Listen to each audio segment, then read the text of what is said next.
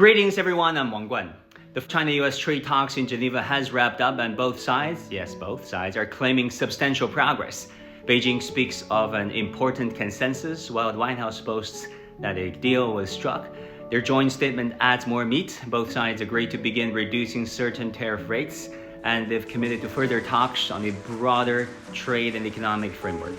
Global markets have cheered. Major U.S. and Chinese indexes are up, and the uncertainty index is down. Short-term optimism is rising among investors and business owners, though caution remains over the deeper structural and strategic challenges between Beijing and Washington. Now, I have 4 observations. Number 1, why China came to Geneva? Well, China showed up not because it's weak, but because it's responsible. Not because of Trump's bullying tactics, but despite them. Beijing grasps what Washington doesn't. Trade wars help nobody.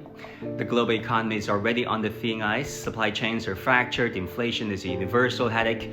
So China sits at the table not out of fear, but out of leadership.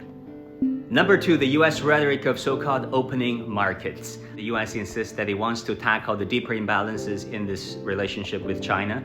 On his own True Social feed, Trump, all caps, demands China should open up its market to USA. Closed markets don't work for anyone. A scholar at the University of Malaya had some fun with that, saying you can drive a Tesla in China, but not a BYD in the US.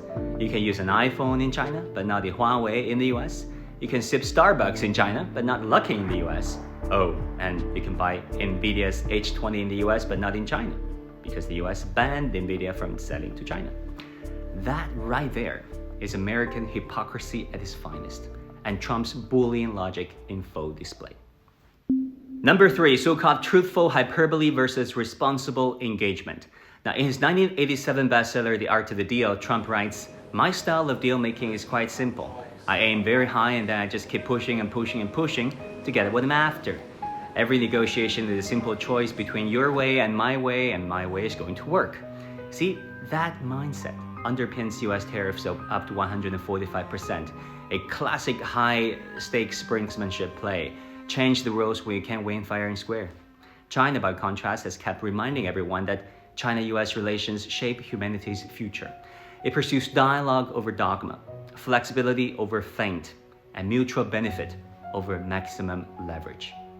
One side lobbed bold claims and maximum pressure, the other brought strategic vision and pragmatic flexibility. Number 4, who's really rushing to get a deal? Now, Washington claims that Beijing has been desperate to cut the deal, yet in April, China's exports to the US fell by 21%, but shipments to ASEAN soared over 20% and to the EU rose 8%.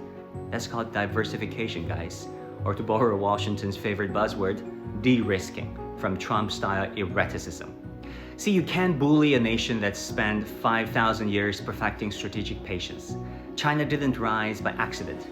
It rose by outworking, outthinking, and out-persevering. If Trump's America believes tariffs and scare tactics can reverse that, think again. I'm Wang Guan in Beijing. Thanks for watching.